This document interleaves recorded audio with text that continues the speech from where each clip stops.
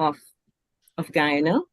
And we started a public meeting last month. We had a meeting in April, and at that time we had ministries presenting, and this time, today, we will be having the 3 other ministries presenting today. So this meeting is being recorded and is being broadcasted on the Parliament Channel 11 and also Parliament Radio 105.5. And the Parliament's YouTube channel, ParlView, will be done at a later date. For the participants who are here, just advising that the comments should be made through the chair, and that when you are speaking, you unmute your microphones, and when you are finished speaking, that you would mute your microphones.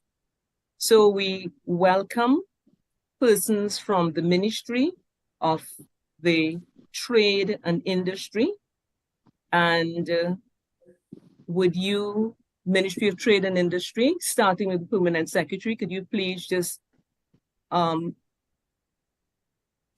introduce yourselves?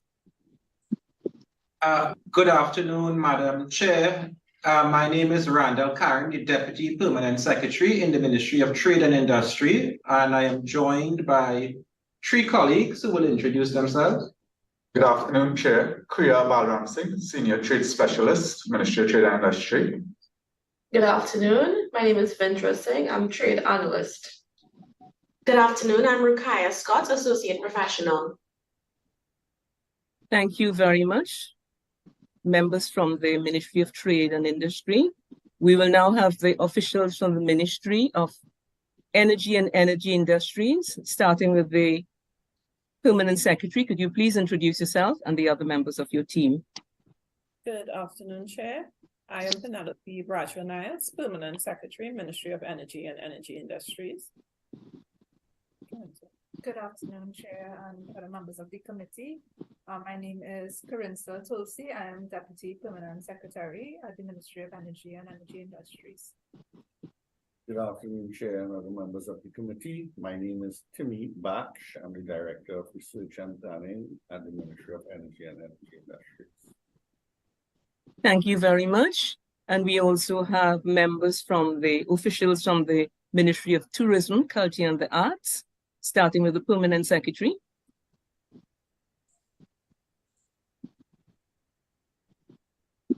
Oh, sorry. Good afternoon, Chair and members of the committee. My name is Simone Thorne-Mora, Permanent Secretary. Petram Logan, Director of Culture. Ian Francis, Cultural Officer 3, Acting. Good afternoon, everyone. Brian Gift, Tourism Advisor 2. Okay, thank you very much. And I am Dr. Maria Dillon Remy. I'm the Vice Chair of the Joint Select Committee on Foreign Affairs and the chair for today's meeting. And we have other members, and we'll have the other members introduce themselves. I am Rodney Charles, the Member of Parliament for Naparima and a member of the Foreign Affairs Joint Select Committee. Okay, and we will be joined soon by another member, Member Kaju, and other members are not here today. We are also supported by the Parliament staff, and you see them here, Charlotte Elcock, and Justin, and Katrina, and Terry Ann Baker. So, welcome once again, and the objectives of this inquiry are: 1, to consider measures implemented to strengthen economic, trade, and diplomatic relations between Trinidad and Tobago and Guyana. 2, to explore the potential for sustainable development partnerships between Trinidad and Tobago and Guyana, both bilaterally and within the CARICOM context. And 3, to consider ways to leverage the social and cultural proximity between Trinidad and Tobago and Guyana. So I will just invite opening remarks from the Permanent Secretary of the Ministry of Trade. Thank you, Madam Chair, members of this distinguished committee. As I indicated, I am the Deputy Permanent Secretary in the Ministry of Trade and Industry. Our Permanent Secretary, incidentally, is currently at a meeting of the Public Accounts Committee, which is simultaneously taking place at this time. But we thank you for the opportunity given to our ministry to participate in this inquiry on deepening existing ties and facilitating new linkages between the Republic of Trinidad and Tobago and the Cooperative Republic of Guyana. Trinidad and Tobago and Guyana are both founding members of CARICOM and the Caribbean CARICOM Single Market and Economy. Guyana is a major trading partner for Trinidad and Tobago, and data from our Central Statistical Office indicates that Guyana is Trinidad and Tobago's largest export destination within CARICOM. Indeed, over the last 5 years, Guyana has ranked within the top 10 global destinations for Trinidad and Tobago's exports. And we have seen that for the period 2018 to 2022, our exports increasing by over 60%. We are obviously heartened by this export performance, and we believe that it provides a very strong platform in which to deepen ties with Guyana. Madam Chair, the Ministry of Trade and Industry is hopeful that our involvement in this inquiry can provide much needed clarity as may be required, and we look forward to working with the committee to advancing its objectives. Thank you so much, Mr. Deputy PS. Could we have opening remarks from the member of the Ministry of Energy, the Permanent Secretary of Ministry of Energy and Energy Industries, please? Thank you very much, Madam Chair, and good afternoon to other members of the committee and those of the listening audience. The Ministry of Energy and Energy Industries is responsible for the overall management of the oil, natural gas, and mineral sector in Trinidad and Tobago, and in this regard serves as the government leading representative in deepening existing ties and facilitating new linkages between the Republic of Trinidad and Tobago and the Cooperative Republic of Guyana with respect to cooperation and collaboration in areas related to the energy sector based on the energy diplomacy strategy and also based on the memorandum of understanding between the two countries on energy sector cooperation. As such, the team from the Ministry of Energy is happy to be here today to engage in discussions with this esteemed committee and to answer questions with respect to this matter. Thank you very much. Okay, thank you so much. And the Permanent Secretary from the Ministry of Tourism, Culture and the Arts, could you give us brief opening remarks? Thank you. Once again, good day, Madam Chair, members of the committee, the listening audience. The identification of the new ministry, the Ministry of Tourism, Culture and the Arts, because prior it would have been Ministry of Tourism and you also Ministry of Culture and the Arts. By Gaza dated 9 September 2020 presented opportunities for synergies between the sectors. The MTCA, as we are fondly referred to, is responsible for transforming TNT into a premier tourist destination, as well as the development of Trinidad and Tobago's many cultural and artistic forms.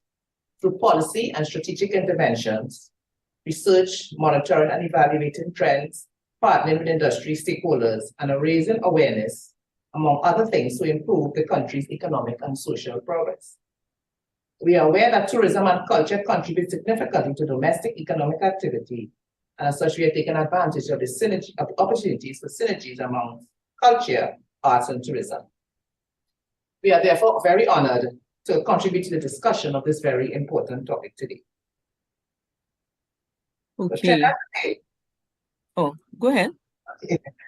Trinidad and Tobago has always shared a mutual tourism-driven relationship with the Cooperative Republic of Guyana and views it as a readily available source market.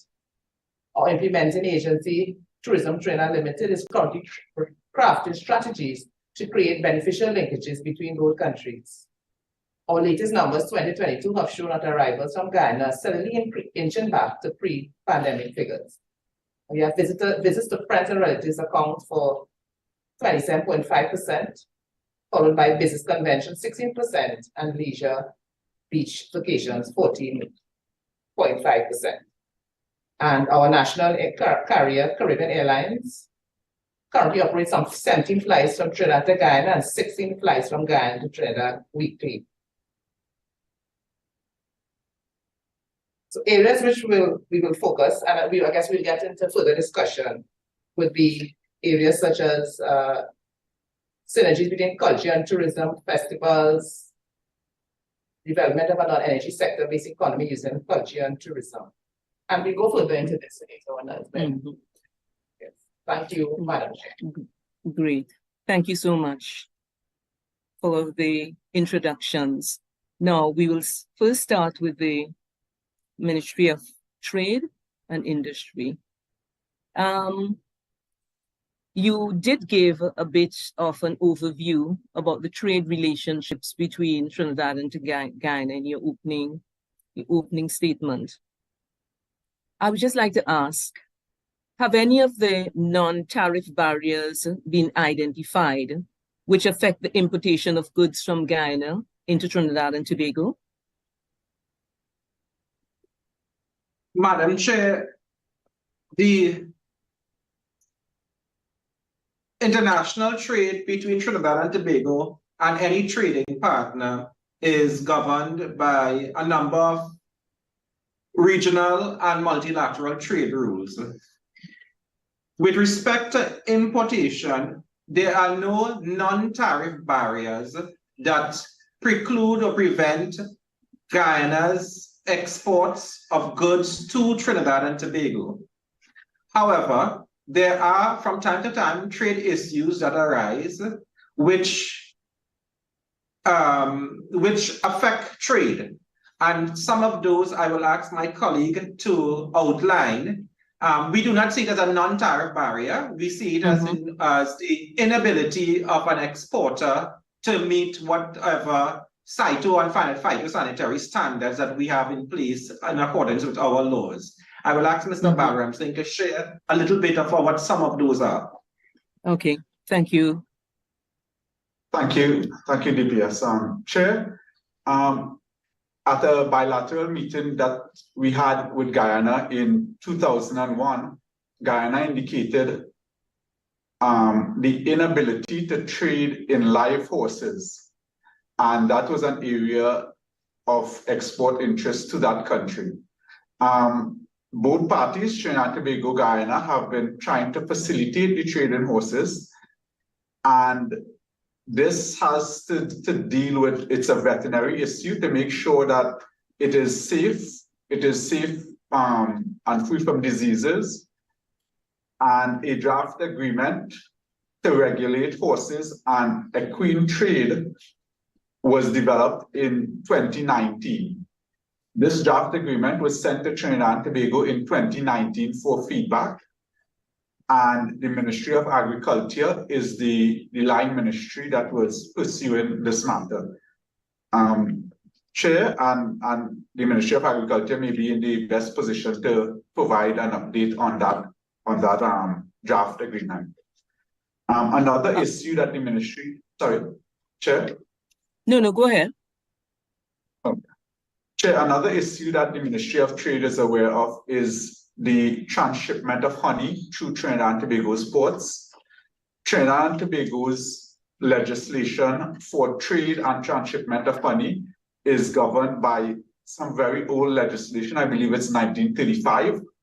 And Guyana has indicated that it has had problems to transship honey through Trinidad and Tobago's ports.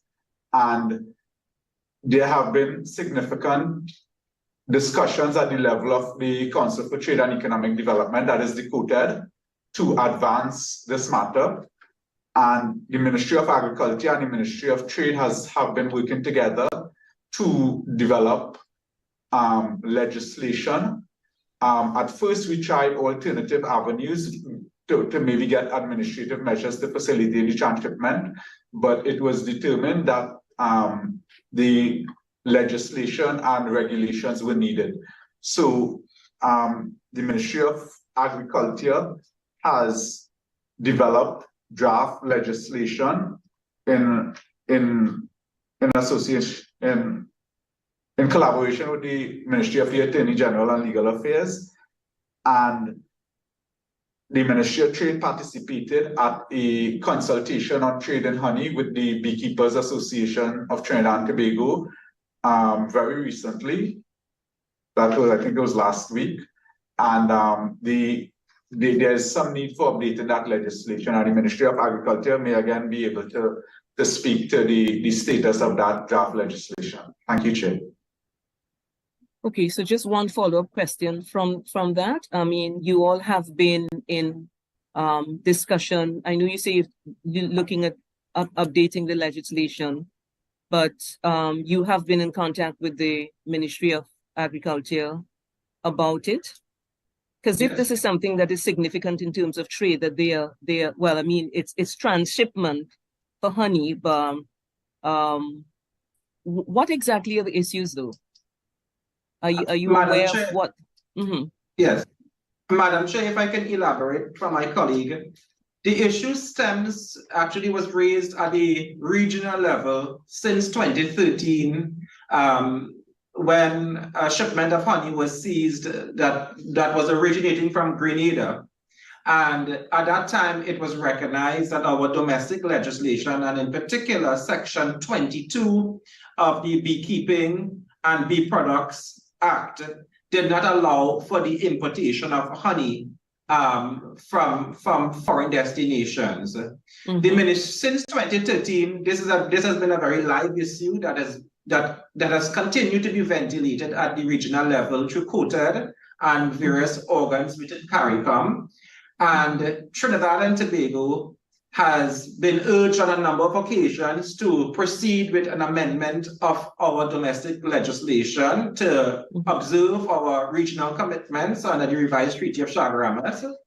We are pleased to say that over the last few months, significant progress has been made, and this is as a result of joint collaboration between the Ministry of Trade and Industry and the Ministry of Agriculture, Land and Fisheries, in that I believe in March of this year, or maybe April, the Cabinet has already approved a draft policy to amend the legislation.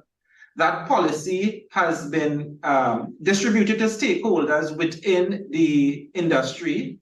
And as my colleague indicated, there was a national consultation held last week, Wednesday, which we participated and supported, to apprise stakeholders of the need for the amendment of the legislation. And the draft legislation has already been prepared by the Office of the Attorney General. And we are continuing the stakeholder consultation because it is one that is obviously sensitive. It's a sensitive one to our local beekeeping industry, but it is one that the Ministry of Trade and the Ministry of Agriculture has committed to addressing in keeping with our, as you mentioned, as a premise to your question, this is something that needs to be resolved because it's all obviously impeding inter-regional trade in respect of honey.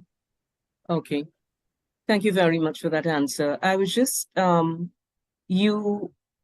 your submission, you talked about the balance of trade between Trinidad and Tobago and Guyana. You just want to tell us a little about that? We are Trinidad and Right. So as I indicated in my introduction, Guyana is a major trading partner for Trinidad and Tobago and has consistently ranked among our top 10 global export destination, but within CARICOM, it is our largest export destination. Over the period 2018 to 2022, our exports, that is our total exports, have increased from 2.8 billion TT dollars in 2018 to 4.5 billion dollars in 2022. So obviously a very significant increase. Our imports range in the vicinity and has remained relatively constant, give or take, slight movements in some years, around 200 million TT per annum. So our current trade balance with Guyana is in the vicinity of currently $4.2 billion in Trinidad and Tobago's favor.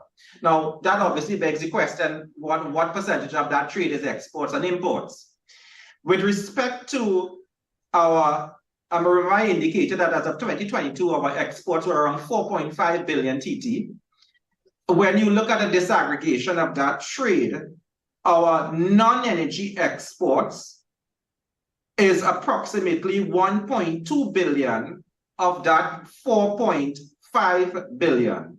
So 1.2, 4.5, which is about 25% of those exports are non-energy, and the remaining 3.3 billion is within the energy sector. But like total exports, we have seen non-energy exports also improve, because in 2018, exports were approximately 700 million. And as I indicated, in 2022, that's now up to 1.2, thereabout, billion dollars. So we're seeing a healthy improvement and export performance, both in total energy, total exports, energy exports, and particularly for us at the Ministry of Trade, non-energy exports. Okay. We will talk to the Ministry of Energy subsequently, but since most of your, the majority of your trade is from Trinidad to Guyana is in the energy industries, the question is what will happen as Guyana increases their energy production, but we'll talk about that a little later. Member Charles, I hand over to you.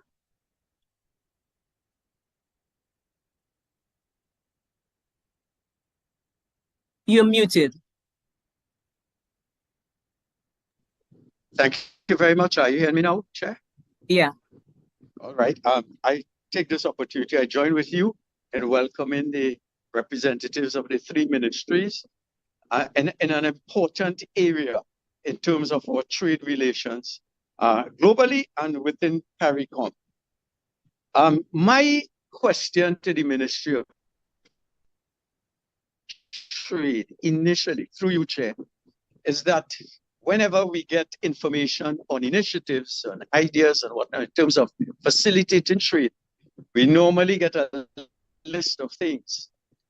Is there a target percentage or a target quantum that the Ministry of Trade is looking towards in terms of this relationship with Guyana? We talk about 3.3 billion from the energy sector in exports and 1.2 billion from the non-energy sector. Now, Guyana is the fastest growing economy in this region. Do we have a target figure at all to which we could align the activities to see how they measure up to our expectation of maximizing our trade, our exports to Guyana? So it speaks to targets and it speaks to timelines. Right. Thank you, Member. That's an excellent question. The Ministry of Trade and Industry, as part of the implementation of its trade policy, has set specific targets for the growth of exports.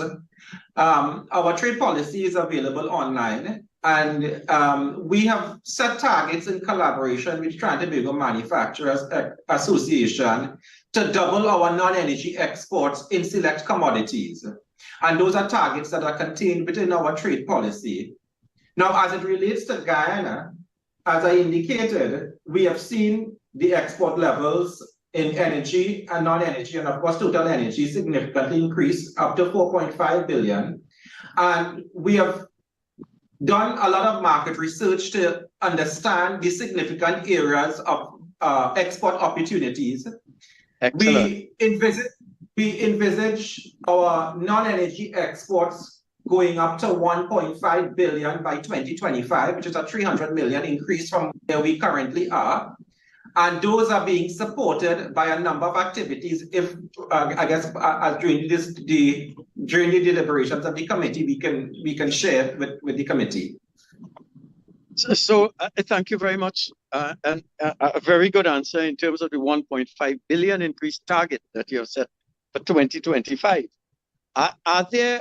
Is there a concerted a group of individuals in the Ministry of Trade who are looking at the market research in Guyana? What are the opportunities for growth there and the opportunities for our exporters maximizing their involvement in the Guyanese development? And for example, our Exim Bank involved in this comprehensive approach in terms of financing those institutions and those organizations that you have identified who can take advantage of developments in Guyana? And is there a mechanism, once there's an identification of a growth area in Guyana, is there a mechanism for contacting our manufacturers, our service providers, and whatnot? So there's an ongoing dialogue and incentives being provided to assist them in maximizing their export potential. Yes. Yes. Member,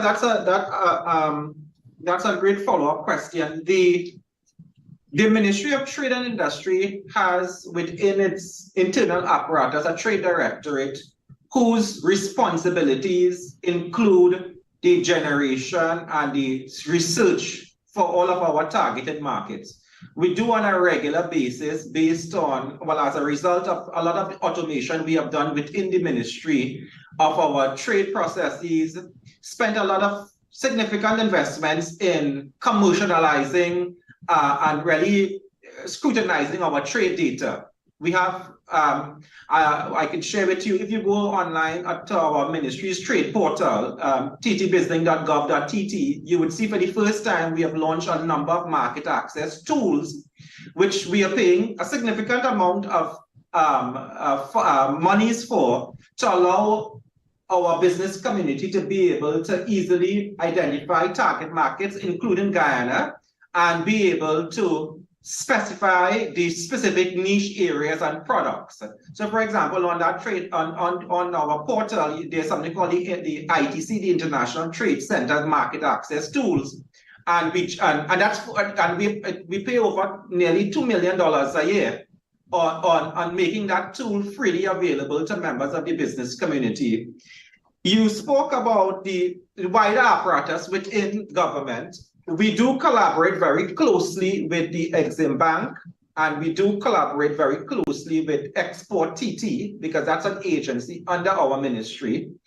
Export TT is tasked with getting exporters to market and helping those exporters to not only capitalize on export market opportunities, but get them ready for exports. You'll be pleased to know that those activities are also coordinated very closely with the Trinidad and Tobago Manufacturers Association, because we recognize governments don't trade, it's firms, it's private sector firms. In 2022, for example, there was a trade and investment mission, there was a trade mission that was coordinated by the TTMA, where the TTMA led 27 companies from Trinidad and Tobago to Guyana, again, to go after specific trade and investment opportunities. There's a follow-up mission that is planned for, I believe it's October of this year, another delegation of Trinidad and Tobago firms organized by the TTMA model we prefer to use. Let the private sector organize, coordinate. We provide the financial support and the business intelligence. And all of those activities, member, there is a bilateral commission, a high-level bilateral commission that was established recently between the governments of Trinidad and Tobago and Guyana, and all of those entities are all going to fall under the ambit and somewhat of the supervision of the high-level bilateral commission, where a much more targeted approach is going to be sought and utilized to allow our exporters to go after specific new export opportunities as Guyana continues to grow, because we see as Guyana continues to grow, as wealth trickles down to Guyana, the population, the disposable income of the Guyanese population improves, and their power and the demand for regional goods, including that of Trinidad and Tobago, will increase. So it's a lot of work is being done within the ministry from a trade and business intelligence perspective, supported by our trade agencies, Export TT, Exim Bank, and of course, the overall bilateral relationship between both countries to take advantage of those opportunities.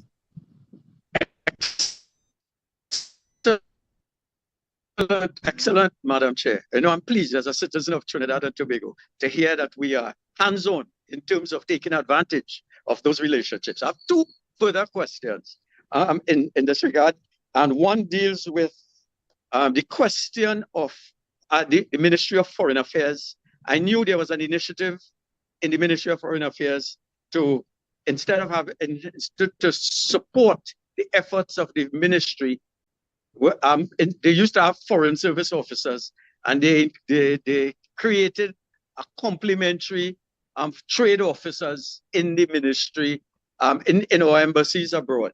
Are you aware, or do we have trade officers in our High Commission in Georgetown? And are you in constant communication with them to get on the ground developments as they arise in terms of trade? I think we're going to do a little better than that in the very near future, because that is a strategy that has been very successful by a number of countries, putting commercial attaches, commercial officers as part of their diplomatic presence. You will be pleased to know that, and it's in the public domain as articulated by the government, that the new Trade and Investment Promotion Agency is in the process of being restructured, where we amalgamated Export TT, Invest TT, and Creative TT. And as part of that amalgamation process, the government has already approved the establishment of commercial offices in a series of markets, one of which includes Guyana. So it's in Guyana, Miami, Jamaica, and the appointment of persons in those markets and commercial attaches in South Africa, China, etc. We have already, the Ministry of Trade and Industry, that is, we would have advertised those positions, I believe, in February of this year, and we have already recruited persons, and we have a commercial attaché that has already been identified for Georgetown that will be going there very shortly. You would appreciate that there's a little logistical arrangements to put in place, because we're seeking to have the commercial office as part of the High Commission of Trinidad and Tobago in Georgetown. And our ministry is working very closely with the Ministry of Foreign and CARICOM Affairs to finalize those logistical arrangements. But that's exactly the vision and the institutional arrangement we're seeking to have, which is a full-time dedicated commercial officer and a deputy commercial officer on the ground in Georgetown, so that there's that real-time follow-up of opportunities, and that those persons who will be able to work in real time with the supporting institutions in Port-au-Prince. So we imagine that by the end of June, that person will be based in Georgetown. Excellent, excellent. And the only suggestion I'll have in that regard is that you give that person, whoever he or she may be, targets, so that they go there, and if the existing trade is 200 million, your job within 12 months or 2 years or whatever time frame is to increase it by 10% annually, so that there's a constant monitoring and there's a value for money in that. The last question, Chair. I've been talking to some Guyanese businessmen who are interested in importing what they call quarrying materials, because as you understand, Guyana is undergoing significant infrastructural development, buildings, highways, roads, etc. My understanding is that they're getting it from Suriname, Jamaica, Dominica, and other countries in terms of aggregate.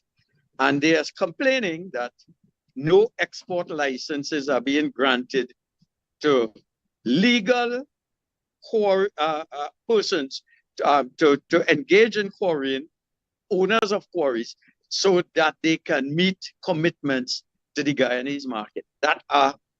And these orders have already been placed, but apparently no export licenses are being granted. Is there any truth to that, or could you clarify?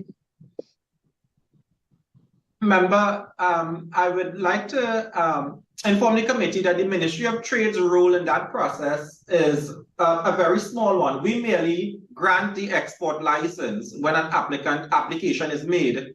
However, all applications are referred to the Ministry of Energy for a recommendation. So, I mean, I hate to pass the buck on to the Ministry of Energy, but I think that question might be best answered from the Ministry of Energy side.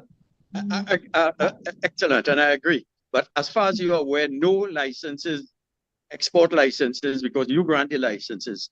Or the question should be, how many export licenses have been granted in the last year to persons wishing to export aggregate to Guyana? Remember, I don't have that information right now. Can we send it in writing? Because I didn't anticipate. Yeah, we'll send it in writing to the committee. No problem. Chair, back to you. Chair. Thank you. Hi. Yes. Do you want me to address that question? Yes. No? I think it would be great if you could go right ahead, because we are coming to you anyway. Okay, next. okay, sure. Okay, so you can start with that. Yes, thank you. So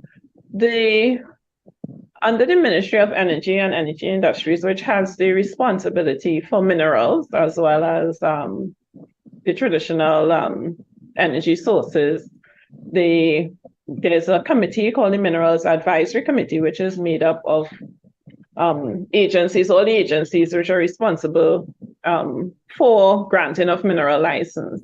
And that committee will give consideration to any requests for export or import requests for aggregate. So over the last year, we have been advised, we are seeing several requests for export.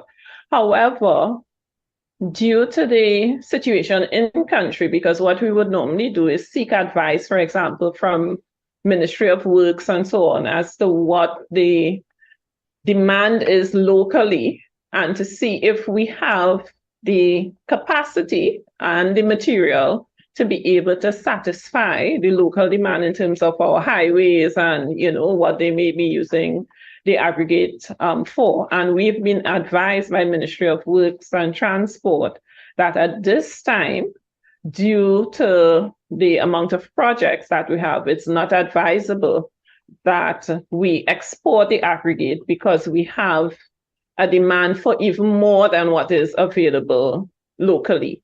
So that is the key reason for not recommending to Ministry of Trade and Industry at this point in time that there is that we export, and it's certain materials. So it depends on what the material is. Then we determine whether we make a recommendation whether to export it or not. So that's the reason for it. It's based on our local needs and whether we can meet the local needs and also have enough to export. So I would just ask one question about that. Is that if there is a growing need and we are looking at export, is that an area that may be seen as a point for development within Trinidad and Tobago, and is that being looked at in terms of the materials for export? Yeah. Yes, it is. Yes, it is. It is certainly, you know, we've noted, and the thing is, yeah, so we are looking at it to see how that could be facilitated. right? But of course, as you know, we have a select number of quarries, and not all quarries has the same material. It depends on the location, and the majority of the requests that we are getting is exactly the same materials that we need, that's in demand. So it's a certain type of aggregate that's in demand that we need to to give consideration for. So it's not a blanket no for everything, but what the requests have been coming in for is the same materials that we need at this point. Okay. Were there any other questions for them? Ministry of Energy and Energy. You have a MOU with the energy sector cooperation between Trinidad and Tobago and the Cooperative Republic of Guyana that was signed in 2018. Yeah. Will you give us an idea of how that MOU has performed? In other words, what results you have seen as a result of this MOU? How has that worked? So in terms of the MOU, we had an initial meeting with respect to that specific MOU between the ministers. Very subsequently, I think that may have been, we had the COVID period as well. So the traditional way in which the committees were supposed to work, we were not able to do it during that time. However, we continue to work together with the government, in terms of establishing ways in which we can cooperate, and that is being done at multiple levels. One of the areas in which I think we have made significant progress, and that's more from on the education side, which is where our universities have partnered with the University of Guyana in terms of establishing programs with respect to the petroleum engineering. So both the University of Trinidad and Tobago, they have an Associate of Science degree, and then they have also, I think, a Bachelor of Science. And they have had maybe 2 or 3 cohorts which have gone through. And so they are partnering in terms of that. And then the University of the West Indies have partnered in terms of a master's program, Masters in Petroleum Engineering. And one of the things that has happened is that specifically with the master's students, they did a virtual internship. So between the Ministry of Energy, National Gas Company, I think National Energy Corporation, which was during the COVID, they were supposed to actually physically come for 2 to 3 weeks so that they can see how the ministry is set up and the arrangements, and then the private sector, to go through the different areas. But they were unable to do so because of the restrictions, but had virtual sessions with them. So in the field of education, I know that quite a lot has been happening. Besides the specific remit, or very generally, what we have as well is a lot of collaboration between the energy sector, both in terms of like our state enterprises. For example, National Energy has established an office in Guyana, and they are working closely. Our energy chamber also works very closely with the members of the industry in Guyana with respect to the petroleum sector.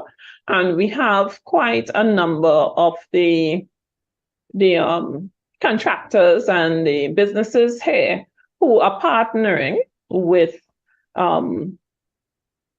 persons in the industry in Guyana as well, in terms of establishing business and working together.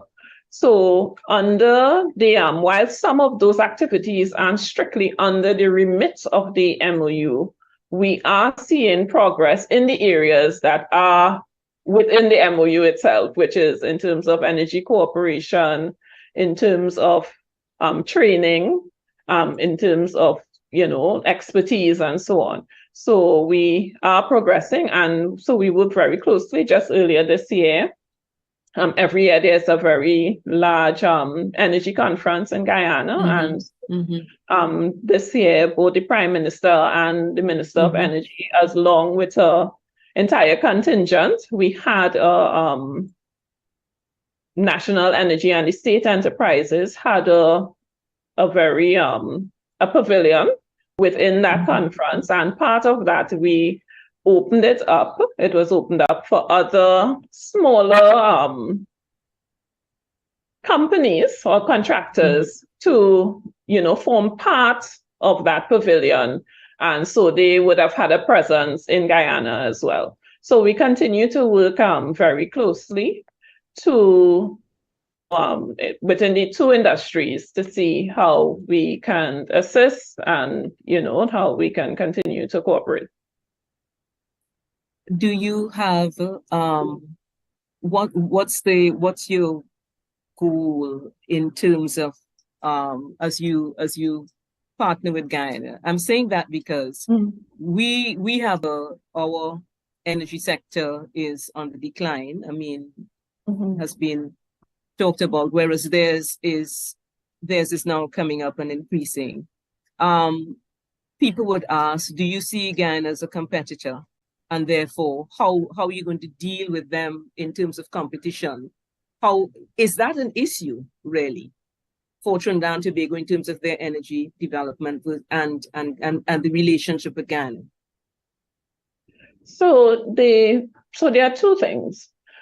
In terms of where we are at, while our production is declining, there are certain areas in which we are already established in terms of our LNG, in terms of our petrochemicals. So even we have a refinery already, we already have a skilled labor force and so on. So what we have working for us, the expertise, but we also have ready infrastructure that and the availability of a ready market, for example, in terms of natural gas, right? And with natural gas in particular, it's not like the oil where you can store it, right? So you have to have a ready market for it, right, in terms of your export and so on, which takes time to develop. So again, there's the opportunity there to see if there can be benefits to both countries in terms of exploring what may happen in terms of that sector, right? And not only because you also have Suriname very close by as well, right, with new resources. So, and even in the development of the Guyanese sector, Trinidad and Tobago served as a base for logistics before you had the actual production of their petroleum, right? While they were building their infrastructure just to produce, right here in Chagaramas, a lot of the companies use here as the base, before they could send their boats and staff and so on, So I think in terms of our location as well, we are well placed to continue in that way. So we see that not all competition is bad, we can take advantage of that. They're at a different point to where we are at. We've been in the industry 100 years now, and so we are looking to new and different things as well. But certainly we can both, I think, benefit from each other as nations, and so I just wanted to point you to the fact that there is another memorandum of understanding, which is broader than energy, but which energy plays an important part, which was signed in 2022, and that's the Memorandum of Understanding on Enhanced and Renewed Cooperation. And this, there's a bilateral commission which has been set up, and under this, it wouldn't be only energy, but also other sectors are being, looked at holistically in terms of our relationship with Guyana. And our Deputy Permanent Secretary here, she's she's the person that sits on that committee, and they are doing quite a lot of work in terms of looking at what the future holds in terms of, you know, energy. But I think there are also other parts of other industries and so on that will be a part of that. So I can ask her to just elaborate a little bit more about that. Yes, yes, if that's possible. Sure. So the sorry, the MOU with regard to renewed and enhanced would be with regard to key areas of interest, including energy, as the PS would have mentioned. I believe counterparts from the Ministry of Trade and Industry, Ministry of Tourism, Ministry of Agriculture, Ministry of Sports, I believe. So several areas, targeted areas for us to look at in collaboration with Guyanese counterparts eventually when the commission is set up to meet for its first meeting. So the focus would really be targeted areas now coming out of the Energy Sector Corporation MOU. The Ministry of Energy and the energy sector representatives from Trinidad and Tobago will now have a targeted focus in terms of action-oriented items that we would want to look at, some of which the PS would have already alluded to in terms of, you know, leveraging our existing energy infrastructure in Trinidad and Tobago, looking at building capacity, sharing expertise, sharing knowledge, building the technical capacity. With, I think, if you look at it holistically as a region, you know, the fact that Guyana's industry is now developing, and with Trinidad and Tobago's extensive experience in the energy sector, we can look at it as a way of, you know, building regional energy security through this collaborative approach. When is the first meeting of your bilateral? It is actually being arranged to be held. The agreement would have entered into force in December of 2022, and the first high-level meeting was supposed to have been held in the first quarter of 2023. Arrangements are being made from what we've been informed by the Ministry of Foreign and CARICOM Affairs for us to have that first meeting very shortly. Okay. All right, Member Charles and Member Kojo, if there are any questions you have to ask, I'll hand over to Member Charles.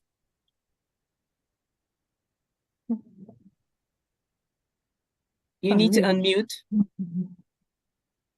I join with you, Chair, in welcoming the team from the Ministry of Energy, as we seek, both of us groups, to enhance our capabilities and our capacity to operate for the mutual benefit of Guyana and Trinidad and Tobago in the energy sector. Of course, we are aware of some jealousies and whatnot, and the potential always exists for parochialism, but there could be a mutuality of interest and a mutuality of benefits. In that regard, Article 3 of the Memorandum of Understanding on Energy Cooperation calls for the establishment of a joint working group comprising of a maximum of 10 representatives, of which each of the parties will designate 5 members. It was stated in the joint working group in your report that that working group is yet to be convened to perform its function under the MOU. The question that arises is there any developments in this regard? Has it been superseded by that other committee that you spoke about? And specifically, who are the Trinidad and Tobago's representatives on the joint working group? Thank you very much for that question. So we would have sent through the Ministry of Foreign and CARICOM Affairs our representatives, and we have the Permanent Secretary of the Ministry of Energy. We have also, I think, the Director of Energy Research and Planning here. We have the head of our legal unit as well is on that committee. We have a representative from the National Energy or National Gas Company, and also a representative from the Ministry of Foreign and CARICOM Affairs. All right, so those are the representatives that we have specifically for the MOU on energy cooperation. we are not quite sure. I know, as I said, the ministers did meet, but very shortly after, we can only assume, because of the arrangements and the logistics with the pandemic and all that went with it, that it may have been difficult, to really continue to forge the relationship in that way. We know as of 2022, the bilateral commission, we are putting as much effort and work into it. We see now that travel has begun. We've been having meetings and meeting at different trade shows, because the president of Guyana was here for our energy conference. The Prime Minister was in Guyana for and with that we have delegations, right, which would have been meeting and talking about how things. So, and even in the absence, so what I can say is, even in the absence of the formal working groups, that we have been looking for avenues in which we can proceed in terms of the actual methods and the ways in which we cooperate.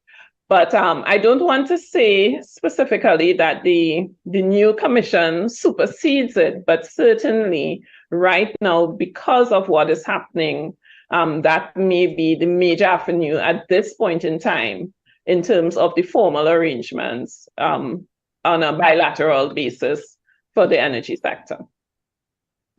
Thank you very much, Madam Permanent Secretary. This is one of my standing concerns.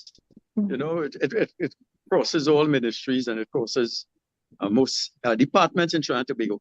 Is a question of setting targets that are measurable. So we could say we have an MOU, and if the MOU did not exist, trade will develop in energy organically. People will leave Trinidad and Tobago in the service industries in Guyana. Does the Ministry of Energy have measurable targets in terms of where they wish to see Trinidad and Tobago's trade position with Guyana in energy in the next 5 years, for example? We have been told somewhere, and I hope I have the figure correct, $3.2 billion, $3.3 billion in the energy sector, exports, and I don't know for what period. But is there a measurable target? So we could say in 5 years' time, our situation measurably will look like oil, no exports, methanol, urea, it would increase by 20% or 10% or whatever, so that the joint working group has a target in front of them that would govern their workload. Do we have that? Thank you very much for that question. So it is a very good question, because what we have been talking a lot about, which I've raised, with those sitting here with me, and even, for example, with some of the state enterprises, is the fact that right now I think we need to establish a baseline. So we have, in terms of the energy exports, we've been tracking that. So we have numbers in terms of the value and the amounts of those exports, but that's just one part of it. And so what we've been working on, is establishing some of the other areas. For example, what's the extent of the presence, in the energy sector, in terms of companies, in terms of personnel. And what we realize is that we need to do some work in terms of establishing the baseline, and that's where we are at right now, before we have, specific targets. And so I am hoping that by the next time we meet with you as a committee, that we will have the numbers in terms of the target. But we just have to take it one step backwards, so that we start at the base in terms of knowing what our baseline is before we do the targets. But yes, that is a burning question for us, and we are working on it. Thank you very much, Madam Permanent Secretary. And this is a selfish question in terms of my constituency. There was a drilling school in St. Madeleine, and I knew that it was used for training, I think, persons desirous of getting into the drilling industry from Nigeria. I think 100 or so students. Is that in use, and is this part of this education interaction and collaboration with the Guyanese authorities? Well, I'll just give you a fun fact, because that's the National Energy Skills Center, NESC. The school is there. As a matter of fact, I think the company who actually helped to run that is a Guyanese company. And interesting. Yeah. So I mean, we have, and we have also, so I just wanted to say as well, we have participation of Guyanese persons within our energy sector as well. We have, at least one established company, and I think they were also associated with that drilling school in terms of helping to run it and that kind of thing. So we are, the school is still there. As a matter of fact, I'm on the board of governors, and we are looking at ways in which to utilize it. But I know, for example, the former principal of UE, Professor Clem Sankat, I saw him at the Guyanese conference earlier this year, and he's actually working on their own trade school, which would be very similar in terms of developing, because we already have the association in terms of the degrees, right, in terms of petroleum engineering, but the actual technical skills in terms of drillers and so on, they are working on establishing their own school. And part of the discussion we had was on how we could collaborate on that level, given the fact that we have, NESC here, and he's doing something similar. And well, of course, he's lived and worked here for a long time in terms of education, and he's also doing the same there. So we have that collaboration and those discussions, which will be continuing as well. Very good. And my last question, and this mute. Member Charles, you're muted. Member Charles? Member Charles, you need to unmute yourself, please. You're muted now.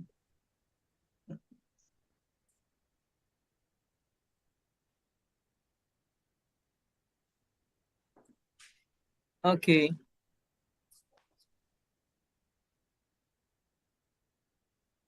Member Charles, you're muted. It seems to be one of the large companies involved in Guyanese production. Are we Member in any Charles, Member Charles, you have to start over. Most of your time spent, we didn't hear you because you were muted. So please start over your last question. All right, the last question. Thank you, Madam Chair. Through you. Yeah. Are there any discussions at all, as far as the Ministry of Energy is aware, of the potential for acquiring, whatever, access to Guyanese oil? In simple terms, that is the question. So, acquiring the oil, like, if I can just ask for clarification, is that like the produced oil or? Both. Because if we're collaborating with Guyana, I would imagine, for example, when I was studying in Canada, scholarships were given by the Canadian government. They call it the Canadian Development Agency scholarships to a range of developing countries. And the strategy in that was to get the next generation of engineers and whatnot close to the Canadian industry and whatnot. And I was just thinking, are we at all talking in any way, any discussion with respect to those who are producing or those who are likely to produce in Guyana or the government of Guyana, in any way that we can work to the mutual benefit to their utilization and monetization of their oil in Guyana? Or is that off limits to the Ministry of Energy? It's a difficult question always, and you could choose not to answer. So let me put it in this way. All of what we are doing, because right now, Guyana has a large amount, a significant amount of oil and gas. So the way in which the industry is that at any part of the value chain, you would be involved in some way in terms of their current production. The thing is, the players that they have now in terms of Exxon and so on, I mean, they are a major and they are integrated, and so they would have their own supply chain. The ways in which, so for example, we have some international service companies here which were established in Trinidad and Tobago for a long time, which are international, but they would have had their base in the region here. And so they would be involved in specific things in terms of the drilling, in terms of, and so within the industry, we would have contractors who would be involved in diving, construction, in terms of different areas, right? Who would be doing welding, who would be doing pipeline inspections, and so on. And so all of those things inevitably leads to the production of their oil and eventually their natural gas. So in whatever way we contribute, even in terms of training the engineers and so on, it's really with respect to that. So in terms of the actual purchasing of oil, that could only be, right now we don't have a refinery that's operational.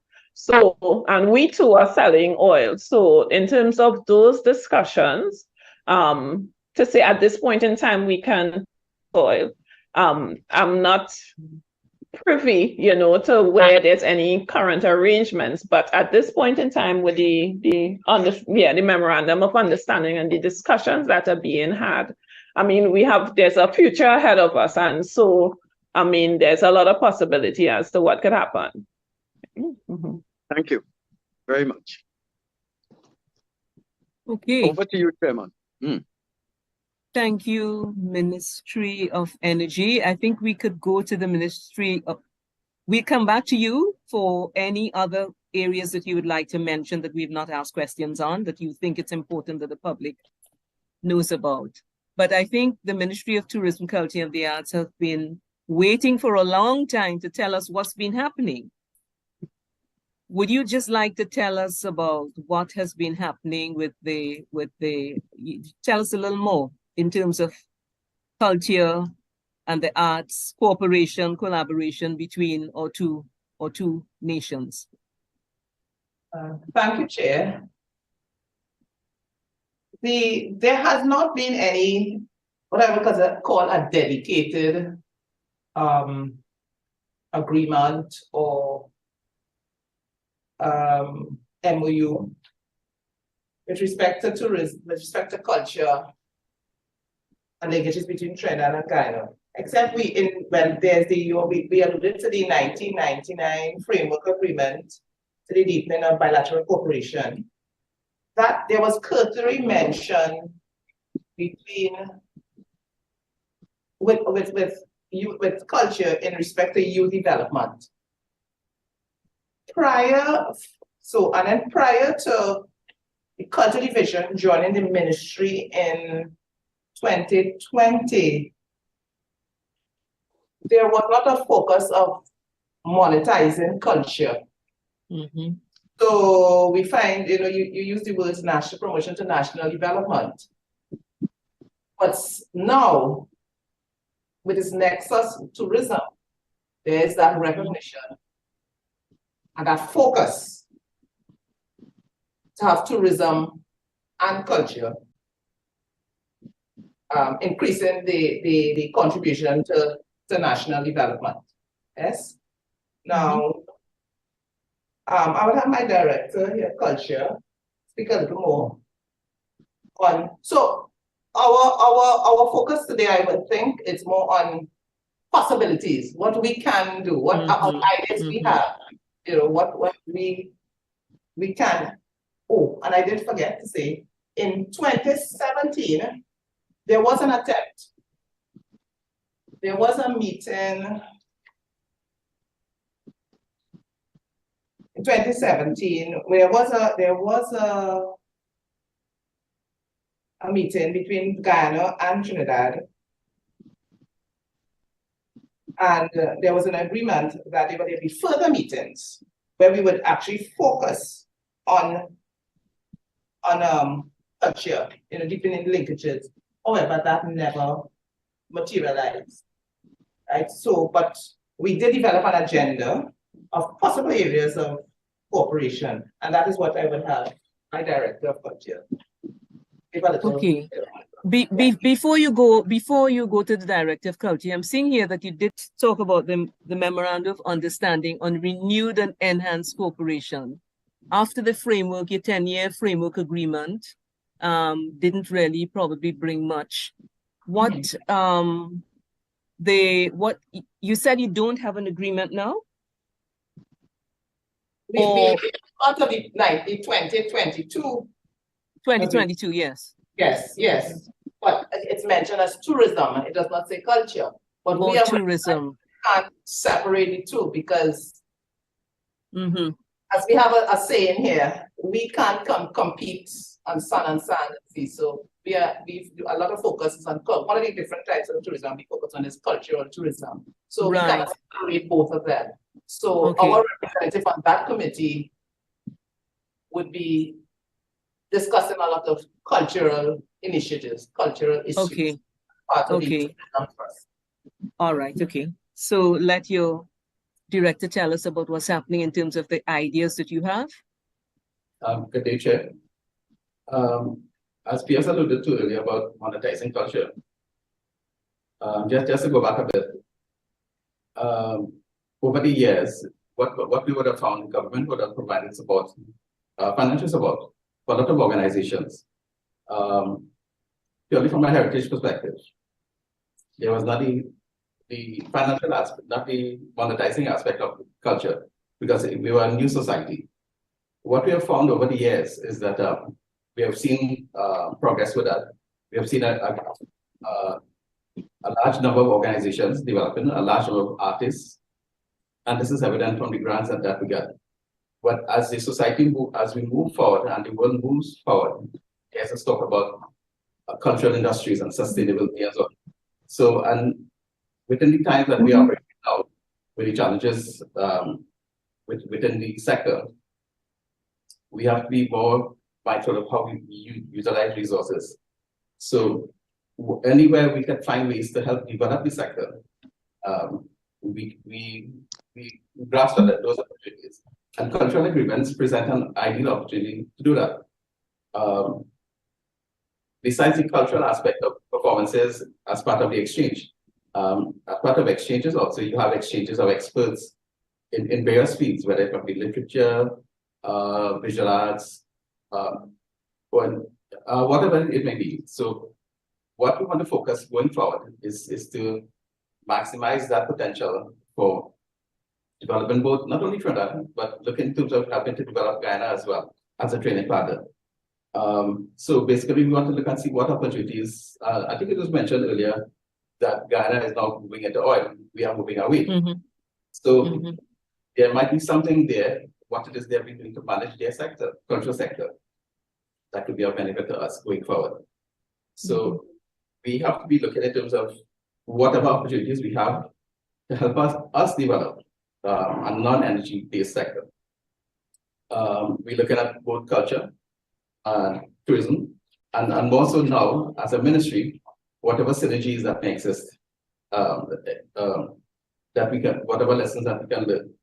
Also, the ministry, one of the main focus of the ministry going forward is on festivals.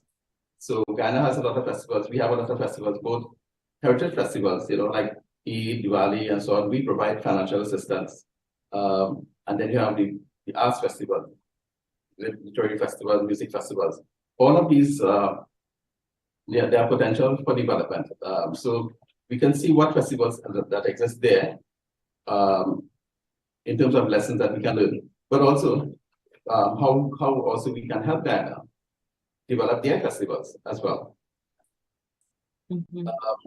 Along the same way, you have the arts as well. When I use the word arts, I mean all of the arts. We talk about performing arts, visual arts, and so on.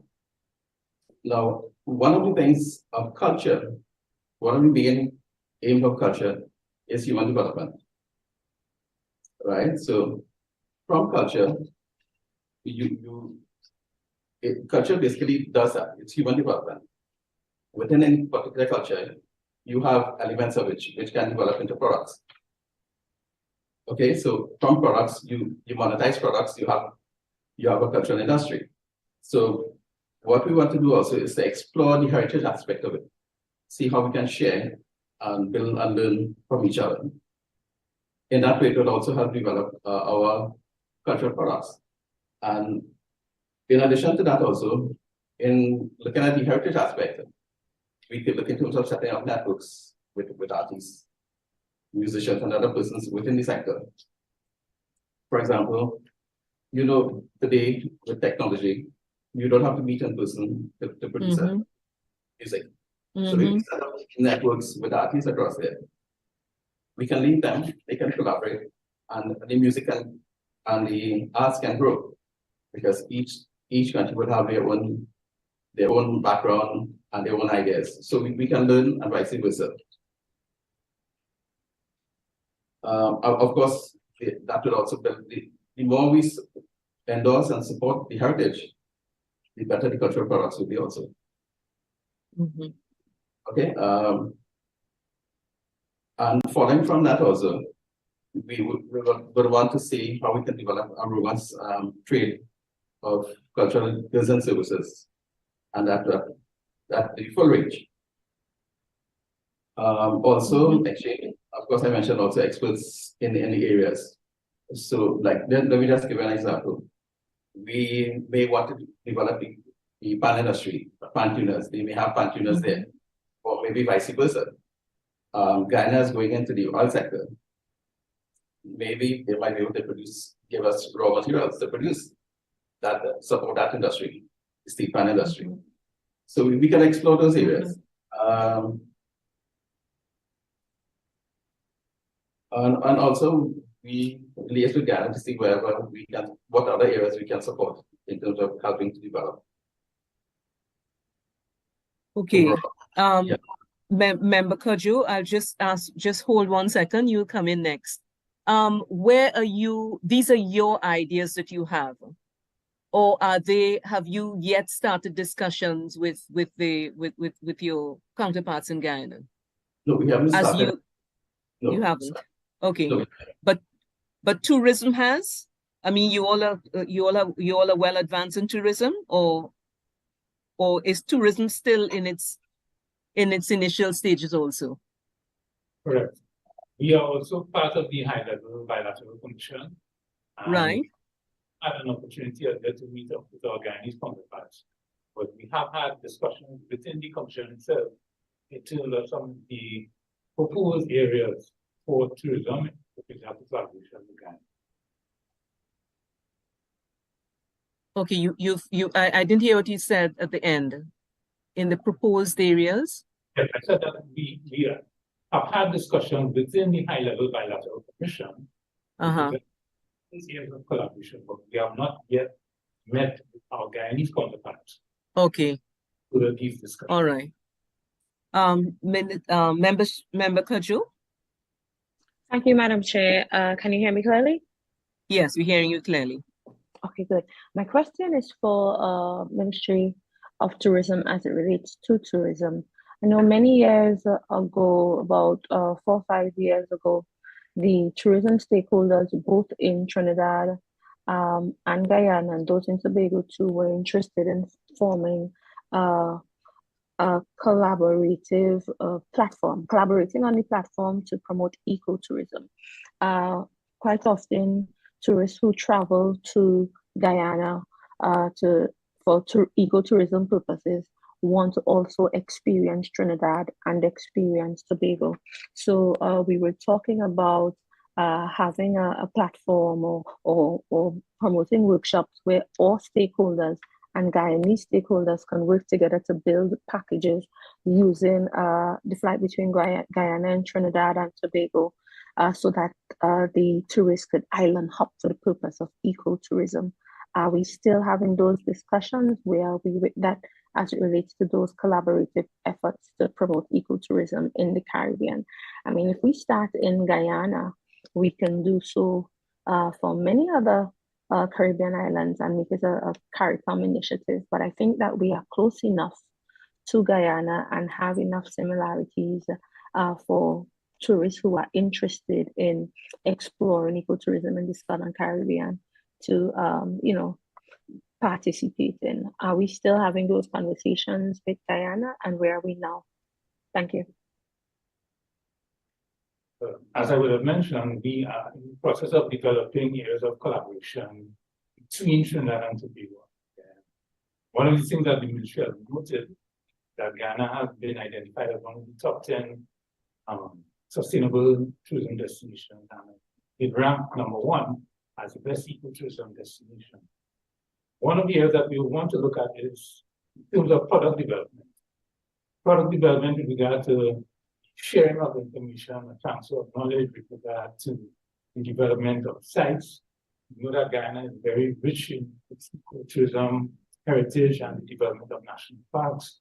So through the work of the Bilateral High Commission, it is envisaged that we have that opportunity to further discussion in this regard and to have further dialogue with relevant stakeholders in Guyana to not only learn about ecotourism, but also assist in the development of ecotourism here in Trinidad and Tobago.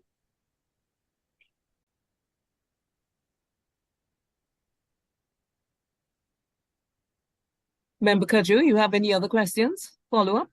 No further questions.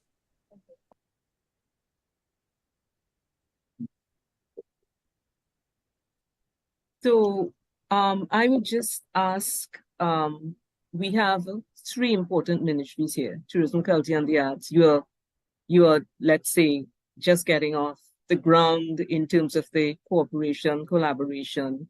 We have trade that has been very involved over the years and seeking to expand.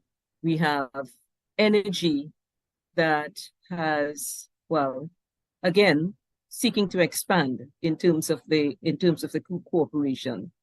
I am just asking you whether you are seeing, whether as even though you're different ministries, whether you see opportunities for building on what some of the others have, in other words, building on what other ministries have gone before and have, let's say,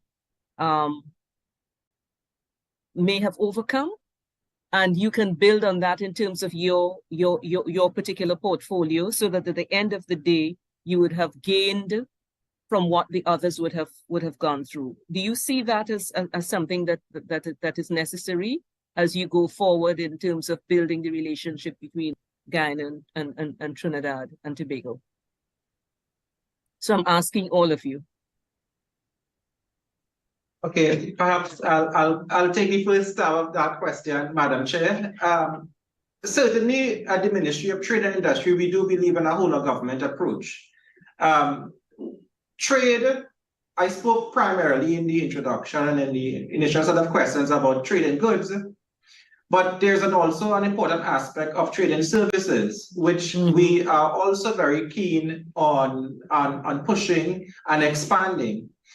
The work of the Ministry of Energy and Energy Industries includes energy services, and I mean, it is a fact that as the Guyanese economy has continued to propel because of oil and gas exploration, there has been a lot of opportunities for energy service providers.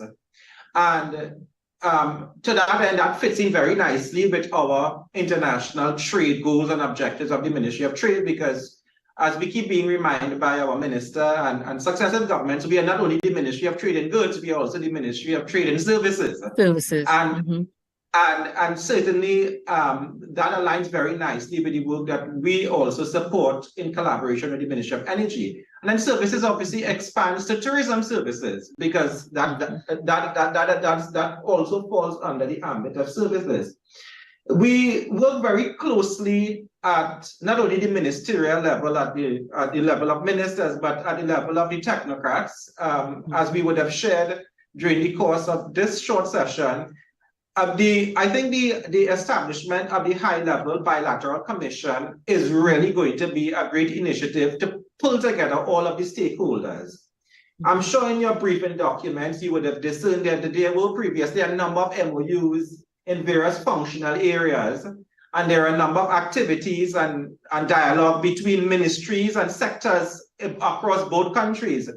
But I don't believe, and I stand to be corrected, that there was never one high-level coordinating entity at within Trinidad and Tobago at a government-to-government level. And I think the high-level bilateral commission, something new, it's formed last year, and formalized at the levels of the heads of government of both countries.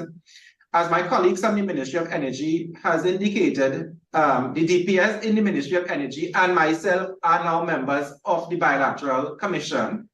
And we've seen a lot of good work and effort being put into the work of the Commission by various ministries across the government: energy, trade, sports, tourism, the Tobago House of Assembly, and a number of ministries being coordinated by our High Commissioner in Georgetown, NEC, as well. So we do intend to collaborate very closely, learn from each other's, build on each other's access, because our various ministries have their own networks in Georgetown, their own experts, their own access to persons and expertise and resources, and we are collaborating at a technical level as well to leverage and build on each other's resources, and of course learn and support each other's objectives, which ultimately is more trade in goods and services to lead to economic prosperity for all citizens. Great, thank you for that. Ministry of Tourism, Culture and the Arts, and the Ministry of Energy. What was your take on that? Chair, while as you said, the ministries in the tourism community is at the phase of discussion, at the technocrat level, we've had discussions. And I cannot, as I said, it's discussion level, so it has not been signed off by the government. But we can't be some of these discussions, for example, when we look at festivals, because festival tourism, as a director would have alluded to previously, it forms a big part of what we want to promote. And we have that close, Guyana and Trinidad, we have a close cultural background, you know, the racial diversity, the music, the chutney, the calypso, the religion, you know, the pagua, all those things. Sorry, the indigenous communities. So when we are, amongst ourselves, we have been discussing that, where we could take advantage of that, where we have a Caribbean Fest, you know, festival, and where we invite persons from Guyana to be part of it. So if we have a big Indo Fest, for example, and we have Guyanese singers and dancers together with Trinidad singers and dancers, because a large part of our tourism market is the diaspora market. So they're coming just not to hear Trinidad, they come here to hear Guyanese too. So we could actually increase visitor arrival, visitors from diaspora, from Canada, from New York, from Miami, from London. So I said it's not a formal proposal, but it's things we have been discussing at a technical, you know, at the technical level. What we could, you know, what we will put in a formal proposal and present to our superiors. Chair and Mr. Francis would like to add. Yeah, just to add, yes, as we've stated, we are at the beginning of the discussion somewhat, but also to recognize that the CARIFESTA model and framework has provided a lot of opportunity for discussion over the years.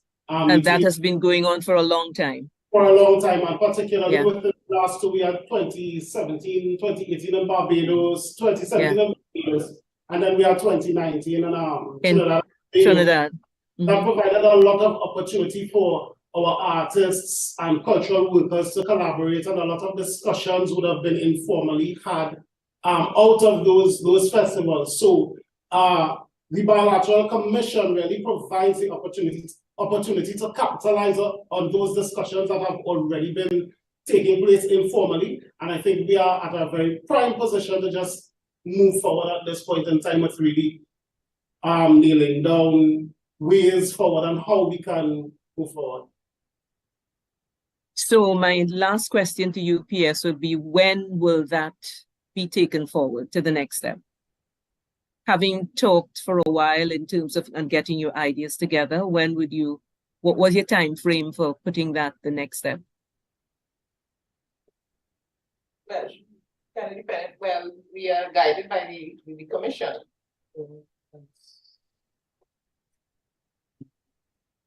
You're guided by?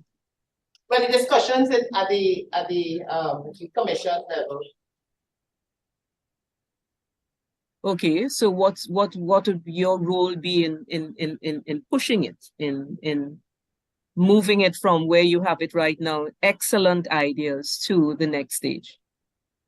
Next stage, well,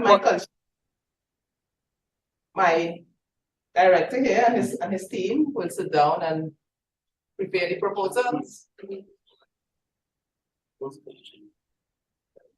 Yes. Once the formal connections are made, so that we can have those discussions, we'll be better able to present proposals to move forward. I believe at this point in time, that is really where we are at in terms of moving forward. Once the connection is made and there's that formal structure in place, that we can have the discussions and trade the ideas to really understand how we can go forward and what the key needs are, then we could move forward.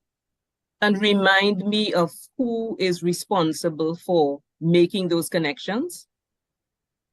You said it was at the level of the commission. Remind me of how does that move forward then? If I may, the commission, the high-level bilateral. The high-level bilateral commission. Mm-hmm. It's chaired by Ambassador Enel. Through both the ambassador and the Ministry of Foreign and CARICOM Affairs, we will be able to initiate discussion with our Guyanese counterparts. So, okay, would have been mentioned earlier in today's meeting that the Commission has not met as yet with Guyana. We are waiting word from the Ministry of Foreign and CARICOM Affairs.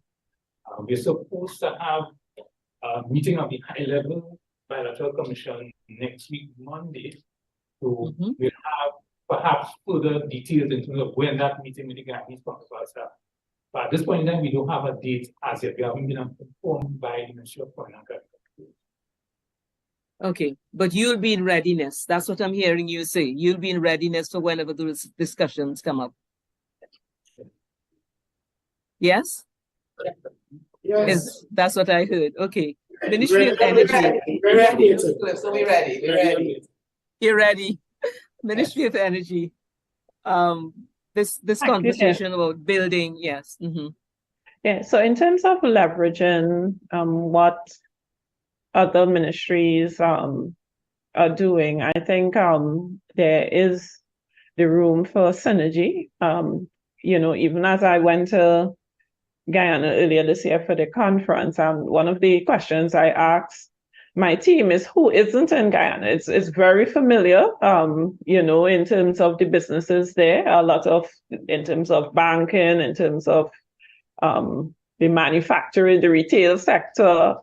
So there are a lot of ways in which, even as the Ministry of Trade would have indicated, we already have a relationship and we already have a base on which to continue to build and to continue to relate in both ways, right? I know there's the movement of artists and so on between the countries, and I think that we can leverage that. So, for example, in the area, even in terms of business, there's business tourism. So you might go to do business, or someone might come to do business here, But as part of that, we would have a cultural show. We would have a visit to a site, or you might put it, along with some other type of festival you have.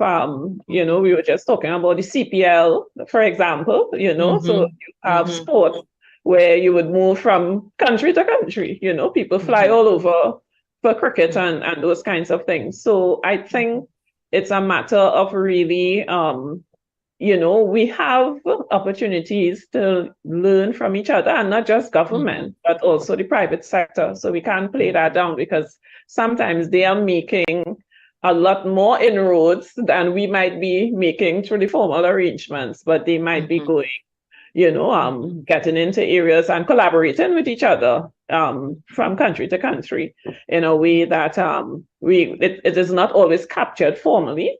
So I believe that yes, we have the opportunity, and that is why I think networking and also, ensuring that we keep the conversations like this open, so that we could be aware of what each other is doing. The public and the private sector could be aware, members of the public, individuals who are also have their own initiatives. They may be able to, also reach out to us. So I think, yes, there's a great opportunity for us to build on what the other has done. And of course, the bilateral commission at this point in time seems to be the main avenue, but I think there are a lot of others, yeah. Right, great. You have to have it from top and the bottom. Yeah, right. Yeah. Great. I think it is now 4:45, 4:50, and I think we have come to the end of our questioning, but I would just like you to, each one of you, and I think we'll start with Ministry of Trade, just give a summary, just give your closing remarks, and I'll come after Trade to Energy, and then to Tourism, Ministry of Tourism and Culture. Just give some closing remarks, please. Okay, thank you, Madam Chair, members of this committee. We enjoyed a little over 1 hour and a half opportunity dialogue. It seems so short with such an important issue.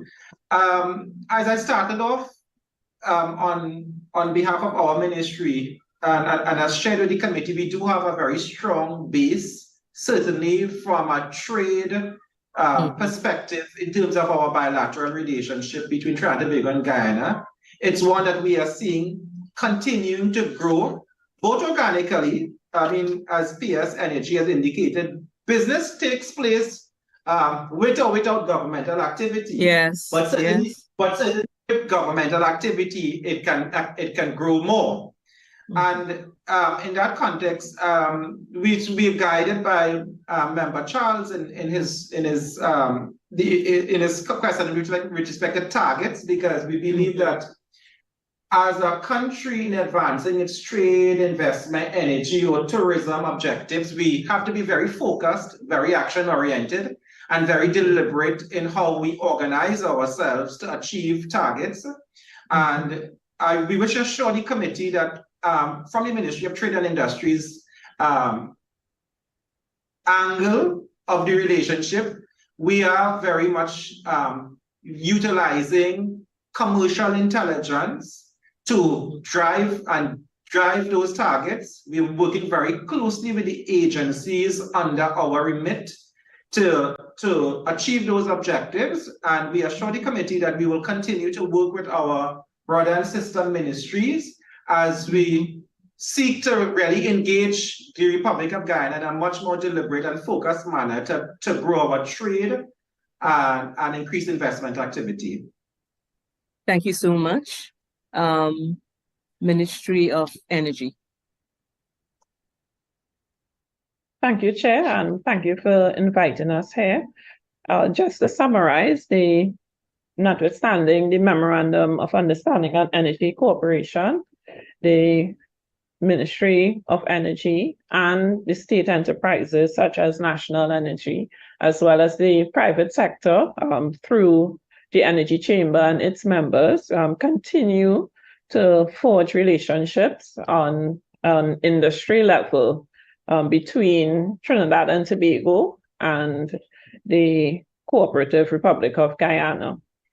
On the education side, there has been advancements in terms of cooperation in that sector. And as I earlier mentioned, we have the University of Trinidad and Tobago undertaking programs at the bachelor's level, the University of the West Indies at the master's level, and I omitted the same National Energy Skills Center. They also, in 2022, graduated 10 graduates from Guyana, instructors. So they are training trainers for the Guyana Lindens Technical Institute, and they were contracted by the Ministry of Education Guyana to do that. So we also have, on the technical skills level, we have collaboration in that area.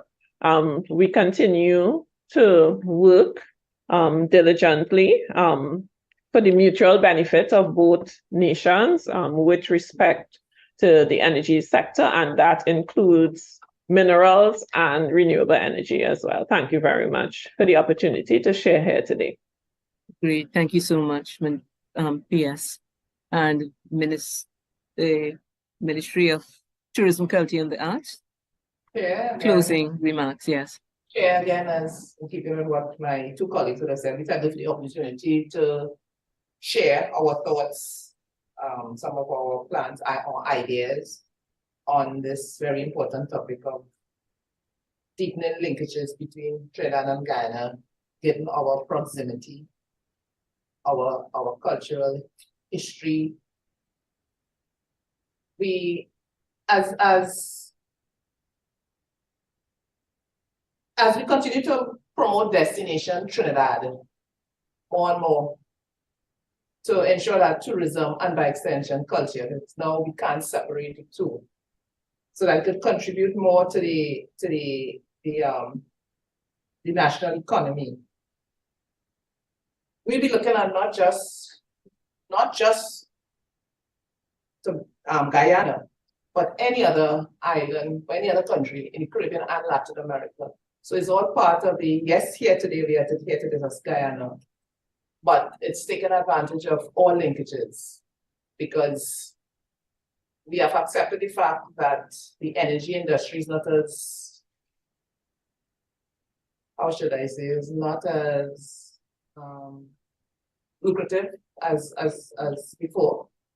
So we in tourism stroke culture sector have recognized that we can do a lot more.